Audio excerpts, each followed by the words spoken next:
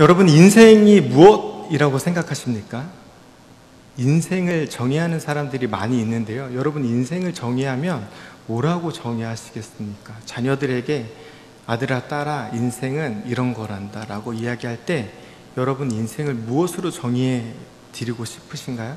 철학자들이 인생을 정의를 많이 하잖아요. 그죠? 철학자들이 인생은, 삶은, 사람은, 사랑은, 이렇게 정의를 많이 하는데, 철학자들의 그런 정의를 다 그냥 배제하고, 그냥 일반인들도 인생을 많이 정의하죠. 어른들이 이렇게 한국에 포장마차 가서 이렇게 있다 보면, 가서 소주는 안 마시지만, 우동 한 그릇 먹다 보면, 술 취신 분들이 꼭 하는 그 단골 멘트가 있습니다. 인생은 말이지. 근데 인생을 여러 가지로 정의할 수 있습니다. 인생은 아주 짧습니다. 그죠? 쏜살 같다. 인생은 쏜살 같다. 또 인생을 뭐라고 정의할 수 있을까요? 인생은 어떤 유행가 가수가 이렇게 이야기했습니다. 나그네 길이다. 인생은 나그네 길. 어디서 왔는서 어디로 가는지 모르겠다. 그래서 나그네 길이다. 이렇게 이야기하는 사람들도 있습니다. 하나님은 우리에게 인생을 어떻게 정의 내려주고 싶으실까요? 우리가 아마 자녀들에게 일러주고 싶은 그 마음을 하나님도 우리에게 동일하게 가지고 계실 거라고 생각이 되어집니다. 그러면서 저는 하나님이 우리에게 인생을 뭐라고 정의 내려주실까라고 고민해 봤을 때 사실은 한 단어로 정의 내려주시기 어려우실 것 같아요. 그런데 여러 가지 정의 중에 이 정의가 반드시 들어갈 거라고 저는 확신합니다. 인생은 전쟁이다. 하나님 그런 얘기 안 하실 것 같죠? 그런데요, 저는 주님이 우리에게 그렇게 말씀하실 거라고 확신합니다. 왜냐하면 성경을 통해서 우리가 알 수가 있습니다. 성경을 통해서 하나님이 이스라엘에게 어떻게 땅을 차지하고 그들의 역사를 써내려가는지, 또 믿음의 그리스도인들에게 주님이 성경 말씀을 통해서 어떤 이야기를 하고 계시는지를 통해서 우리가 주님의 마음을 읽을 수가 있는데, 주님은 인생이 전쟁과 같다라고 말씀하고 계시는 것 같습니다. 정말 그렇습니다. 구약은 정말 전쟁입니다. 오늘 우리가 읽은 본문도 여리고 전쟁이라고 하는 우리가 너무 잘 알고 있는 전쟁의 당면에 있는 이스라엘 민족을 향한 이야기입니다. 그런데 구약뿐만 아니라 신약에 가서 전쟁에 대한 이야기가 별로 안 나오는 것 같은데, 요한계시록 마지막에 가면 주님이 요한계시록을 통해서 우리가 살아가고 있는 지금 현세 이후를 우리에게 기대하게 하시잖아요. 그런데 그러면서 주님이 요한복음의 주제같이 하시는 말씀이 있는데 여러 번 나옵니다. 그런데 한 절만 여러분들께 읽어드리도록 하겠습니다. 요한계시록 21장 7절에 이기는 자는 이것들을 상속으로 받으리라. 나는 그의 하나님이 되고 그는 내 아들이 되리라. 계시록에 계속해서 반복해서 주님이 이야기하시는 한 단어가 있는데 뭐냐면 이기는 자예요. 이기는 자. 우리가 뭘 해야 이길 수 있습니까? 꼭 전쟁이 아닐 수도 있죠. 경기일 수도 있습니다. 그죠? 전쟁 너무 과하면 싸움일 수도 있습니다. 그런데 어쨌거나 그런 것들을 다 포함해서 우리가 전쟁이라고 이야기할 수 있는 것 같습니다. 그래서 우리가 사는 삶이 꼭 전쟁과 같습니다. 굳이 제가 이렇게 이야기 안 해도 지금까지 여러분들이 살아온 인생을 돌아보면 정말 삶이 전쟁 같다. 정말 치열하다. 그냥 지금까지 아무런 문제 없이 평탄하게 전쟁 같지 않던데요 라고 살아온 사람은 몇 안 될 것 같습니다. 아마 삼성의 우리 부회장님 되시는, 요즘에 TV에 많이 나오시는 우리 부회장님은 그렇게 사셨는지 모르겠는데 적어도 요즘은 전쟁 같을 겁니다. 우리가 살아가는 인생이 그렇습니다. 그러면 우리 인생이 전쟁이라면, 우리가 살아가는 인생이 그렇게 치열한 전쟁판이라면 우리가 승리해야 되지 않겠습니까? 계시록에 이야기하는 것처럼 우리가 이기는 자가 돼야 되지 않겠습니까? 하나님은 이기는 자에게 약속하셨습니다. 너희가 모든 상속을 받을 것이다. 내가 너희 하나님이 되고 너희는 내 아들이 될 것이다. 하나님은 우리가 이 전쟁 같은 인생 속에 패배하기를 원하지 않으십니다. 승리하기 원하십니다. 그러면 우리가 어떻게 전쟁에 승리할 수 있을까요? 승리를 통해서 승리를 배워야겠죠? 오늘 우리가 읽은 이 여호수아 5장 본문은 우리가 너무 잘 알고 있는 6장의 여리고성 전쟁의 바로 전장입니다. 이 5장을, 하울링을 좀 잡아주시면 감사하겠습니다. 그 5장을 전쟁 준비다 이렇게 이야기하고 있지는 않습니다. 그런데 우리가 이 문맥을 살펴보다 보면 5장은 철저하게 전쟁을 위한 준비입니다. 사람의 관점에서는 사실은 전쟁을 위한 준비인가? 퀘스천 마크를 달게 하지만 적어도 하나님의 관점에서는 전쟁을 위한 준비였습니다. 우리가 같이 그래서 5장 말씀을 통해서, 오늘 본문 말씀을 통해서 여호수아가 이스라엘 백성을 이끌고 어떻게 여리고 전쟁을 승리했는지를 살펴보도록 하겠습니다. 그리고 그 교훈을 통해서 인생이라는 전쟁을 싸우고 있는 우리가 어떻게 우리 삶 가운데 넉넉하게 승리하며 살아갈 수 있는지, 승리의 기쁨을 맛보고 살아갈 수 있는지를 배우는 시간이 되었으면 좋겠습니다. 여호수아서는 여호수아라는 사람의 이름을 따서 지어진 책입니다. 우리가 잘 알고 있는 것처럼 여호수아는 모세의 시종이었습니다. 시종이 우리에게 어떻게 익숙한지는 잘 모르겠지만 우리가 성경을 통해서 알 수 있는 건 여호수아는 모세의 비서실장 같은, 때로는 비서실장처럼, 그리고 때로는 전쟁터 제일 앞에서 전쟁을 하는 이 국방장관 같은 모세에게 있어서 정말 필요한 사람 중에 한 사람이었습니다. 젊은 차기 리더십이었습니다. 아니라 다를까 모세가 여리고 땅에 들어가기 직전에 모압 땅에서 죽을 때 다음 리더십으로 여호수아를 선택하고 하나님은 여호수아에게 그 리더십을 이양시켜 줍니다. 그리고 나서 여호수아가 처음 리더십이 되고 나서 치르는 첫 번째 전쟁입니다. 오늘 본문 5장 2절은요 이렇게 시작합니다. 5장 2절 같이 한번 한 목소리로 읽어볼까요? 시작.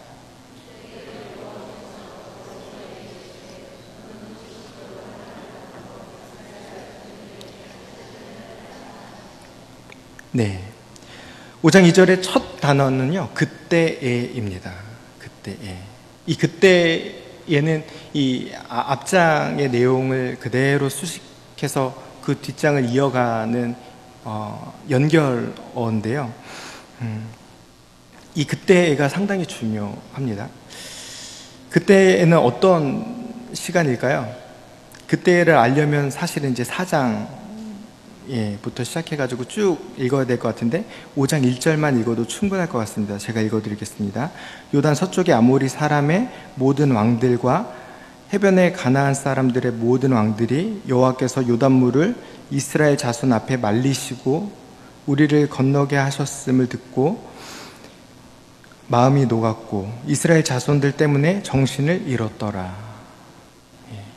지금 이스라엘 백성들이 쳐들어가야 되는 가나안 땅에 살고 있는 족속들이 이스라엘이 요단강을 마른 땅처럼 밟고 넘어왔다는 이야기를 듣고 마음이 녹아져 있는 상태입니다.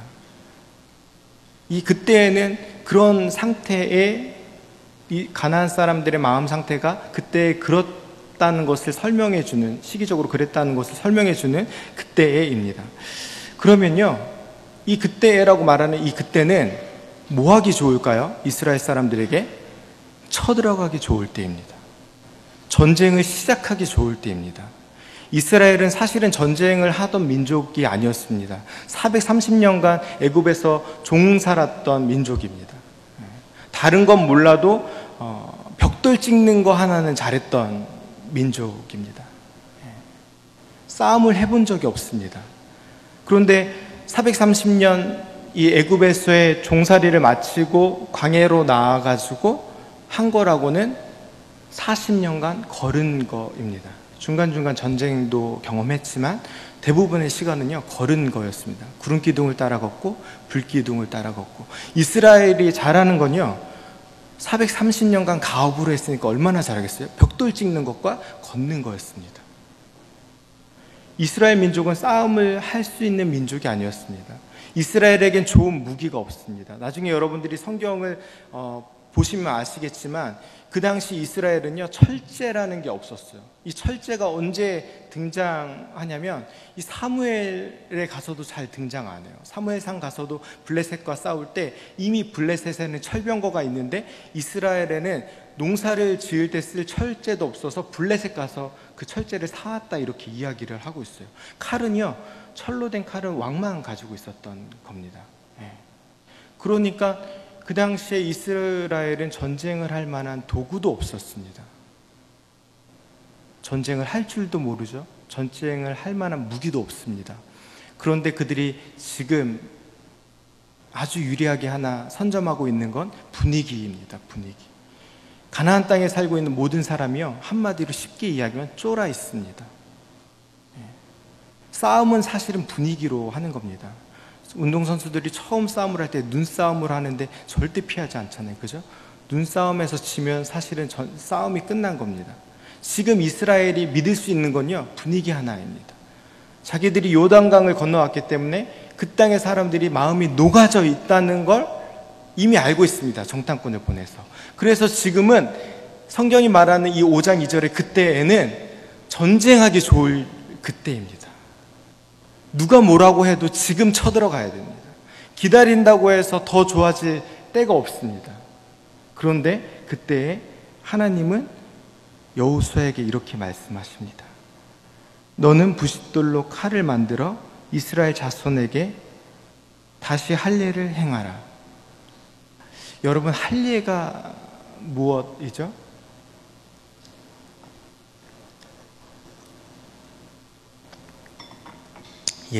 남자분들은 뭐 다 잘 아실 거고 경험도 있으시지만 여자분들은 자녀 아들을 키워보신 분들은 잘 아실 텐데 우리말로 뭐 고래잡이 또 의학용어로는 포경수술 뭐 이런 겁니다. 이스라엘 사람들은 난지 8일 만에 할례를 했습니다. 그런데 오늘 5장 2절에 난데없이 주님이 이스라엘 백성들에게 할례를 하라고 명하십니다. 그 이유는 출애굽하기 이전에는 이스라엘 사람들이 전통에 의해서 할례를 했는데 출애굽한 이후에 1세대가 다 죽고 광야에서 난 지금 2세대가 가나안 땅에 들어가고 있는 거잖아요. 2세대는 할례를 받지 못했어요. 왜 못 받았을까요?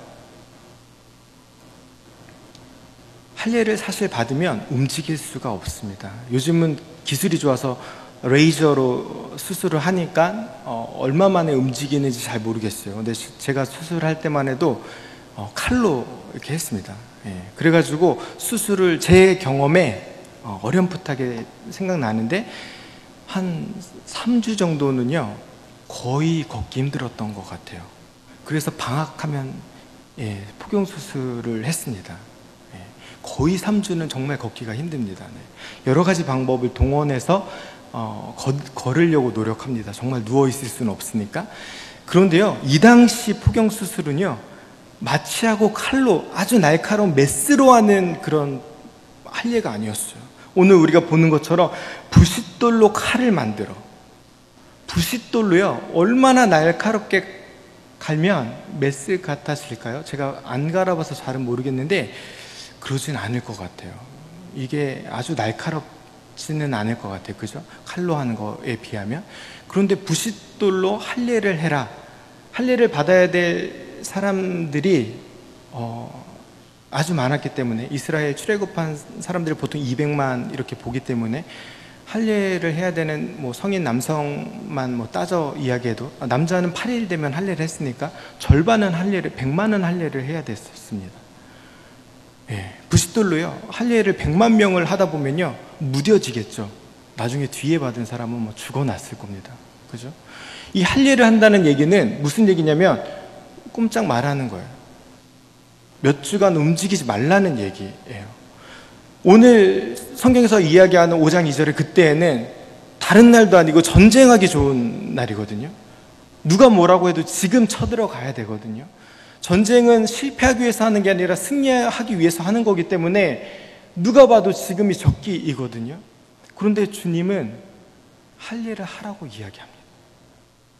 지금이 타이밍이 아니라고 이야기합니다. 타이밍이 너무 중요하죠. 우리가 사업을 할 때에도 타이밍이 있습니다. 사람이 인생에 성공할 수 있는 기회가 몇 번 찾아온다고 이야기하잖아요. 그죠? 그래서 그 타이밍을 잡기 위해서 얼마나 노력합니까? 그런데 우리가 인간적으로 생각하는 그 타이밍이 하나님의 타이밍과 맞지 않을 수 있다라는 겁니다. 하나님은 오늘 전쟁을 시작하라고 이야기하지 아니하시고 할례를 하라고 이야기하십니다. 그러면서 할례를 하라고 하는 이유가 뒤에 쭉 설명이 되어지는데요. 너희가 40년 동안 광야에서 헤매는 동안에 할례를 받지 못했기 때문이다. 이렇게 6절 7절에 이렇게 이야기합니다. 그리고 9절에 이렇게 이야기하는데 우리 9절 한번 같이 한 목소리로 읽겠습니다. 시작.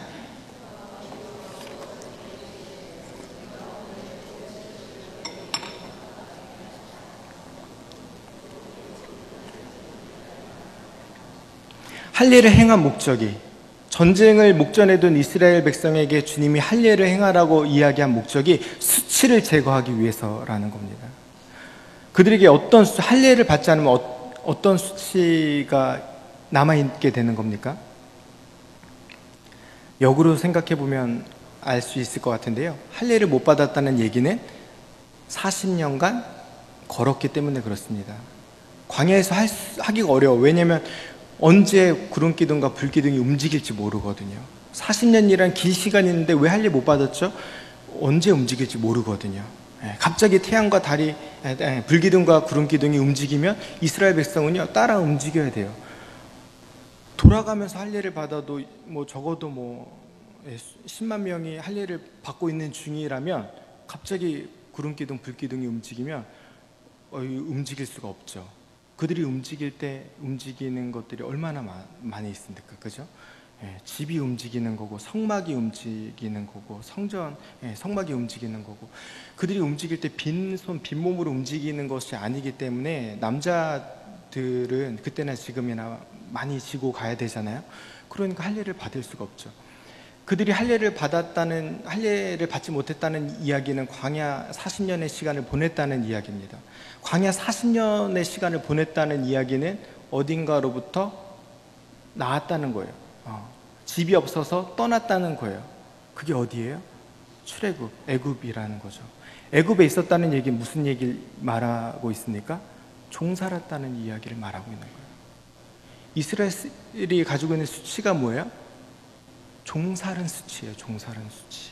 하나님의 자녀로서, 하나님의 백성으로서, 하나님이 선택한 선민으로서 하나님을 잃어버리고 하나님의 돌보심을 잃어버리고 이국 나라에서 종살은 수치가 그들에게 있는 겁니다.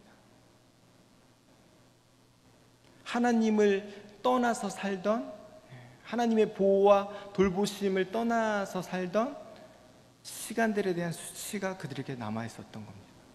그래서 하나님은 오늘 전쟁하기 이 좋은 날에 그들에게 수치를 제거해라, 할례를 해라. 그래서 그곳에서 여호수아는 하나님 앞에 순종하고 할례를 행하게 됩니다. 쉽지 않은 순종이었을 것 같아요. 이 길갈은 요단강을 건넌 상태입니다. 여리고성에서 내려다보면 보이는 지형이에요. 한두 사람이 한 게 아니고 100만 명이 할례를 행한 거기 때문에 이 여리고성에도 가나안 땅에도 첩보원이 있을 거잖아요. 스파이가 있을 거니까 그들이 뭘 하고 있는지 분명히 알았을 겁니다. 그러면 사실은 이 역으로 가나안 땅에 살고 있는 이 가나안 족속들이, 그곳에 살고 있던 이 7 족속들이 이스라엘을 칠 수 있는 반격의 틈을 주는 아주 위험한 행위였습니다. 그럼에도 불구하고 하나님의 명령이었기 때문에 오늘 여호수아는 할례를 행하게 됩니다.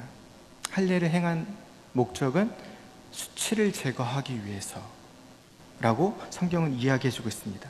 이것이 바로 하나님이 여리고성 전쟁을 하기 위한, 우리가 결과적으로 잘 알지만 여리고성 전쟁에서 승리하기 위한 사람의 방법이 아닌 하나님의 첫 번째 방법이었습니다. 자, 두 번째 방법은 뭐였습니까? 오늘 우리가 읽은 본문 10절부터 12절에 나오는데요. 우리가 같이 10절 말씀을 같이 한 목소리를 읽도록 하겠습니다. 시작.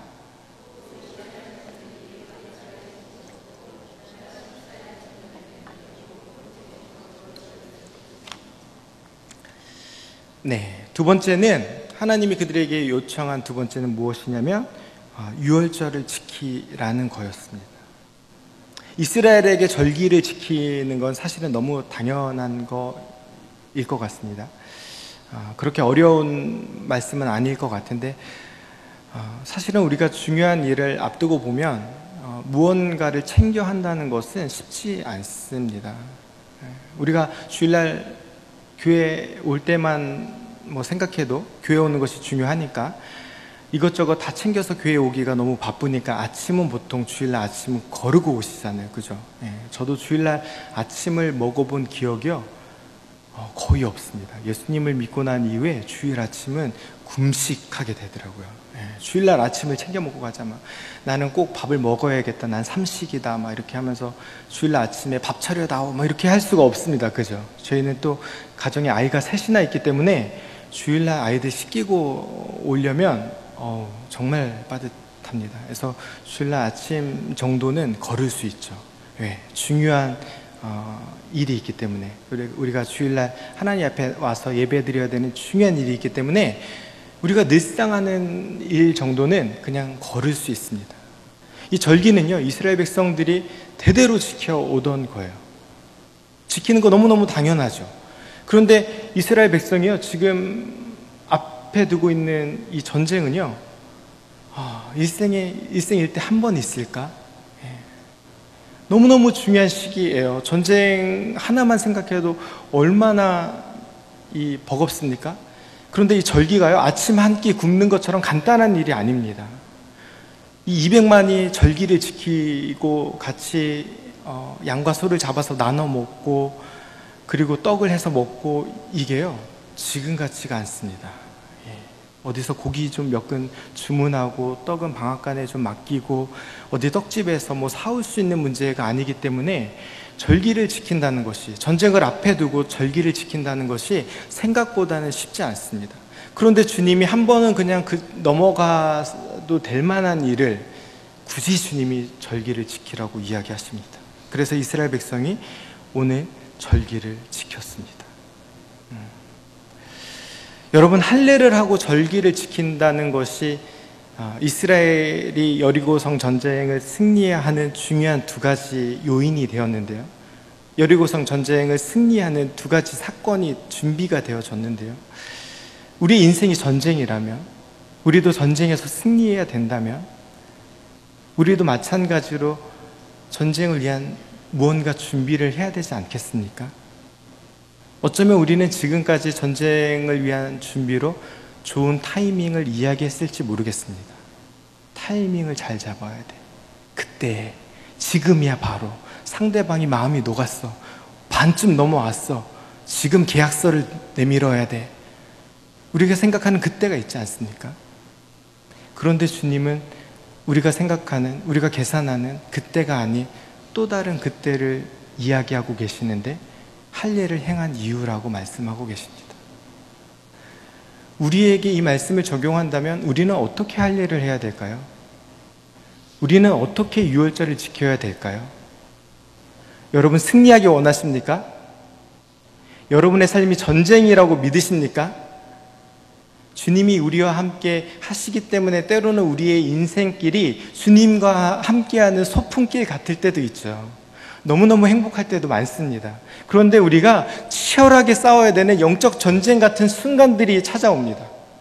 그때 우리가 승리하려면 여호수아가 오늘 이스라엘 백성들을 이끌고 이 가나안 전쟁에서 승리했던 것처럼 우리도 승리를 위한 준비를 해야 되지 않겠습니까? 성경은 오늘 두 가지를 이야기해주고 있는데, 첫 번째 할례하라고 이야기하고 있습니다. 그리고 두 번째 유월절을 지키라고 이야기하고 있습니다. 저는 나름대로 개인적으로 이 두 가지를 이렇게 해석해 봤습니다. 첫 번째, 할례를 행해라. 이 말씀은 하나님과 우리 사이에 있는 껄끄러운 문제를 해결하라. 조금 더 쉽게 이야기하자면 하나님 앞에 해결되지 않은 죄가 있는지 확인하라. 우리는 성령의 도우심이 없이는 사실상 승리하며 살아가기가 어렵습니다.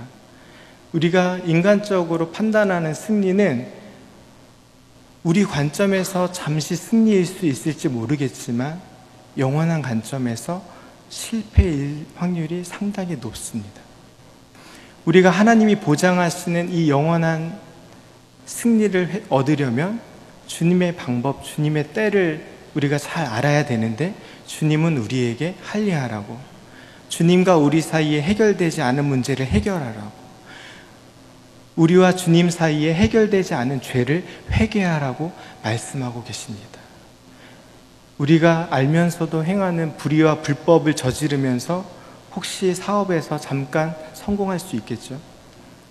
우리가 컨닝하고 좋은 성적을 잠깐 얻을 수 있을 것 같습니다. 그런데 컨닝에서 얻은 좋은 점수가 우리가 저울추를 속여서 잠깐 얻은 사업의 어떤 이익이 우리 인생을 영원히 성공하는 길로 인도할 거라고 우리는 장담할 수 없습니다. 그리고 성경에서 하나님은 그것에 대한 우리의 잘못을 우리가 해결하지 않으면 우리와 함께 하실 수 없다고 말씀하고 계십니다. 성령은 죄와 함께 거하실 수가 없습니다.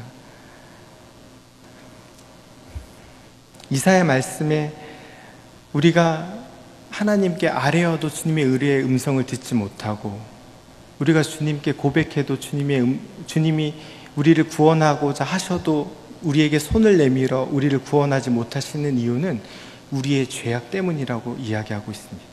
우리의 죄가 하나님과 우리 사이에 담을 쌓았다. 그래서 주님이 우리의 음성을 듣지 못하고 청종치 못하고 주님의 손이 우리를 구원치 못한다라고 성경은 이야기해주고 있습니다. 우리가 하나님 앞에 막힌 담을 허무는 첫 번째 방법은 우리의 죄를 고백하는 것입니다. 하나님과 우리 사이의 껄끄러운 문제를 해결하는 것입니다. 그리고 두 번째, 이 전쟁에서 승리할 수 있는 방법은 유월절을 지키는 것입니다. 아까도 잠깐 서두에서 이야기했지만 우리가 중요한 일을 앞두고 절기를 지키는 것, 늘 일상적으로 우리가 하는 일을 잠시 멈추는 것, 우리가 때로는 그럴 수 있지 않나 이렇게 생각할 때가 많이 있지 않습니까? 여러분, 중요한 사업적 미팅을 두고 예배를 빠져보신 경험이 혹시 있으세요? 중요한 시험을 앞두고 내가 꼭 가던 예배를 빠져보신 적이 있으세요? 저는 학생 때 예수님 믿고 변화받은 이유인데도 불구하고 시험을 앞두고 예배를 빠져본 적이 있습니다. 부흥회 기간이었는데요, 부흥회를 대학생 시험 기간에 잡은 목사님을 원망하며 시험 준비를 해야 되기 때문에 부흥회 하루를 빠져본 적이 있습니다. 여러분 혹시 그래 보신 적 있으십니까? 그런데 성경은 우리에게 이야기합니다. 우리가 일상적으로 늘 드리던 그 시간을 우리가 전쟁이라는 어떠한 특별한 이벤트 앞에 뒤로 하지 말라고 이야기하고 있는 겁니다. 우리가 사업차, 중요한 시험 때문에 예배는 주님께 하던 일은 우리가 예배가 아닐지라도 우리가 늘상 하던 기도를, 늘상 읽던 성경을 잠깐 덮어둘 때 있죠. 그런데 반대로 여러분, 내가 늘상 읽던 성경 때문에, 내가 늘상 하던 기도의 시간 때문에, 내가 늘상 드리던, 늘상 참여하던 예배 때문에 사업적 약속을 펑크내 보신 적 있으세요? 내가 중요한 수업을 과감하게 뒤로 밀어본 적 있으십니까? 우리에게 그 믿음이 필요합니다. 주님은 이스라엘에게 그것을 요구하고 계시는 거예요.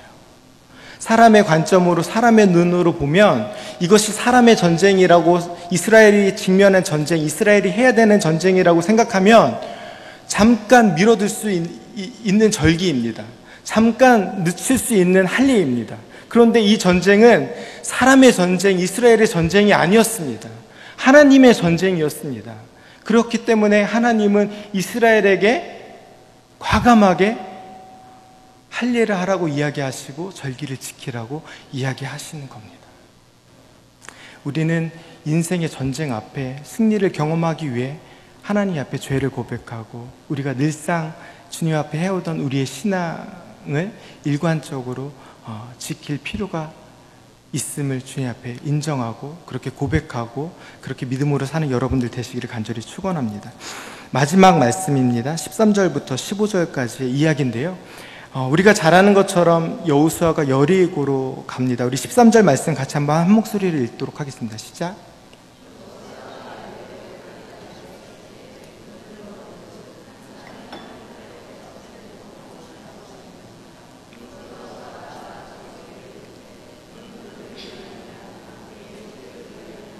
네, 여호수아가 전쟁을 지금 하기 위해서 군대를 이끌고 간다는 이야기는 없습니다. 그냥 뉘앙스상 저는 여호수아 혼자 아마 여리고성 주변을 돌아본 것 같습니다. 여호수아가 고민이 참 많았을 거예요. 모세가 죽은 이후에 첫 번째 하는 전쟁인데 모세가 살아있는 그 생전에 전쟁할 때에는 모세는 기도하러 올라가고 자기는 전쟁을 했습니다. 아말렉과의 전쟁에서는 모세가 기도할 때 모세의 손이 올라가면 전쟁에서 승리했고 내려오면 지고 막 그랬습니다. 그죠? 그러니까 여호수아가 첫 번째 리더가 된 이후에 이 전쟁에서 고민스러웠을 것 같아요. 전쟁을 하러 가야 될지 아니면 자기도 모세처럼 기도하러 가야 될지. 그리고 전쟁에 익숙하지 않은 이 이스라엘 민족을 이끌고 지금 노상에서 하는 전쟁이 아니고 우리가 철옹성이라고 이야기하는 이 여리고성을 뚫고 가야 되는 전쟁이기 때문에 여호수아에게는 좋은 전략이 필요했습니다. 리더였기 때문에 이스라엘 백성들이 따라올 만한 좋은 전략이 필요했습니다. 그래서 여리고성 주변을 이렇게 돌면서 빈틈을 좀 찾아내가지고 야 저쪽으로 돌아가니까 그쪽에는 경비가 허술하더라. 그쪽으로 가자. 그쪽은 담이 낮더라. 뭐 어떤 전략이 좀 필요했을 겁니다. 여러 가지 번민한 생각들이 있었을 거고 좋은 전략을 얻어야 됐기 때문에 여호수아는 아마 여리고성으로 걸어갔는지 모르겠습니다. 그런데 거기서 본 희한한 장면을 목격하게 되는데 눈을 들어본 즉 한 사람이 칼을 빼고 손에 들어 마주 서 있는지라 이런 장면을 보고 있는 거예요. 여러분이 여호수아라고 각 개인이 생각하시면 좋겠습니다. 그리고 제가 여호와의 군대 장관이라고 이렇게 생각하시면 좋을 것 같아요. 여호와의 군대 장관 이렇게 막 후광이 빛나겠죠. 여기 사람으로 표현했지만 여호와의 군대 장관 천사장인데 그냥 일반 사람 같지는 않았을 것 같아. 저는 그런 생각이 듭니다. 아마 후광이 막 제가 이렇게 머리숱이 없어서 제가 후광이 좀 나죠. 그래서 아마 상상하기 좋으실 것 같은데 여러분 여호수아라고 생각하시고 제가 군대 장관이라고 생각하시고 여러분 여리고성을 향해서 이렇게 오시는 겁니다. 그러면 여호와의 군대 장관 누가 봐도 천사 악마처럼 안 생겼을 거예요. 그러면 여러분이 상상하는 여호와의 군대 장관은요 어떤 모습으로 있어야 될까요? 어떤 모습으로? 여호수아의 편이 되어져서 함께 전쟁에 갈 거니까 어떻게 해야 될까요? 여호수아가 전쟁을 어떻게 할까 막 고민하면서 여리고성으로 걷고 있습니다. 제 생각에는요, 만약 제가 생각하는 분위기상 이 군대 장관은요, 여호수아를 극진히 이렇게 환영해주는 포즈를 취하고 있었어야 됐을 것 같아요. 오 여호수아, 오 조슈아 막 이렇게 막 허그를 막 이렇게 하려고 두 팔을 이렇게 벌리고 칼은 집어넣고 여호수아 여기까지 오느냐 고생했다. 너 정말 수고했다. 이제부터 걱정하지 말아라. 내가 너와 함께 가겠다. 막 이렇게 막 허그를 여호수아를 안아주려고 허그를 하려는 모습으로 있든지 아니면 야 가 저쪽으로 가자. 저쪽이다.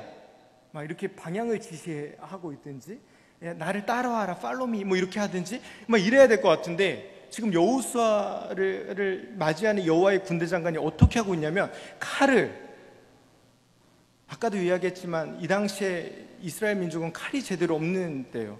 그런데 여호와의 군대 장관이 가지고 있는 칼은 얼마나 무시무시하겠어요. 그죠? 칼을 손에 빼어들고 여호수아를 마주보고 서 있는 거예요. 여러분들이 여호수아인데 제가 군대 장관이에요. 이렇게 서 있는 거예요. 뭐 하자는 거예요? 싸우자는 얘기잖아요. 그죠? 여호수아가 그 마음을 느낀 겁니다. 그러니까 여호수아가 이렇게 물어요. 14절에 같이 한 목소리로 읽겠습니다. 시작. 그가 이르되 아니면 14절이 아니고 13절 중반부입니다. 칼을 빼어 손에 들고 거기부터 읽겠습니다. 시작.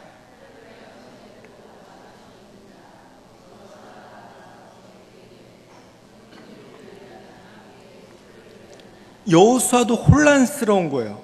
이분이 누구지? 겉은 보기에 뭔가 이렇게 사람 같지는 않고 악마 같지도 않고 천사 같은데 그분이 칼을 빼서 아주 경계적으로 있는 이 모습을 보면서 혼란스러운 거죠. 그러니까 어떻게 해요? 너는 우리의 적들을 위함이냐? 우리를 위함이냐?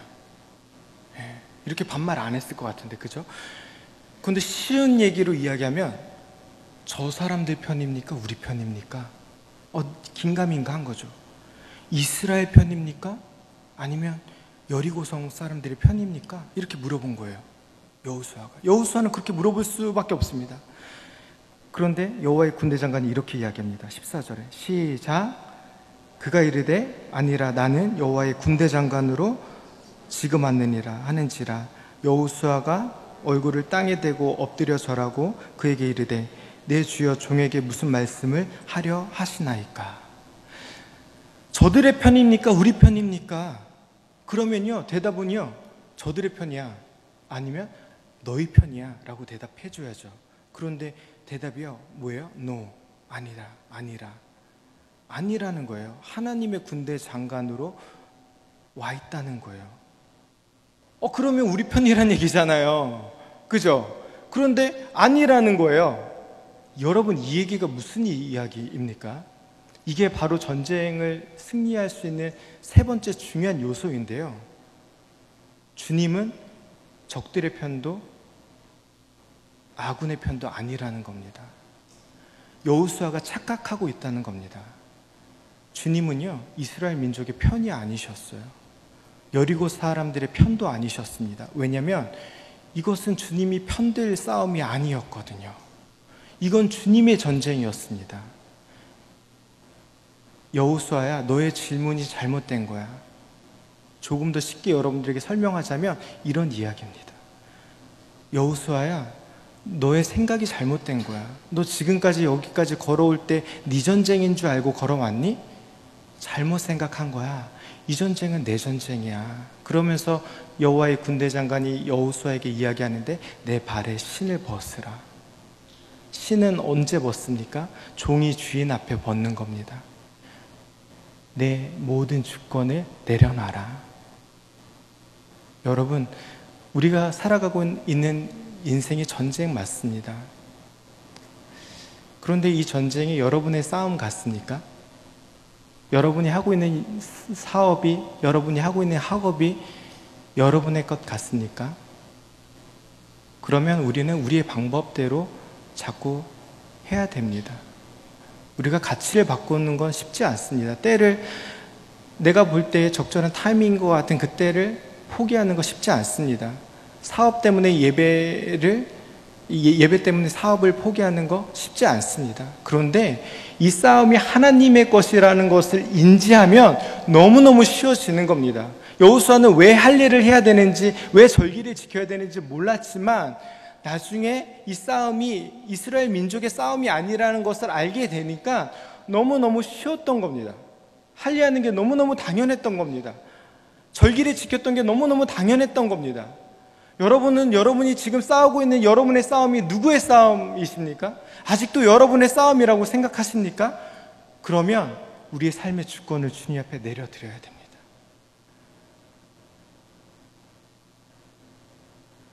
우리의 인생이 우리의 싸움이라고 생각해서 우리가 얼마나 수없이 주님 앞에 질문했습니까?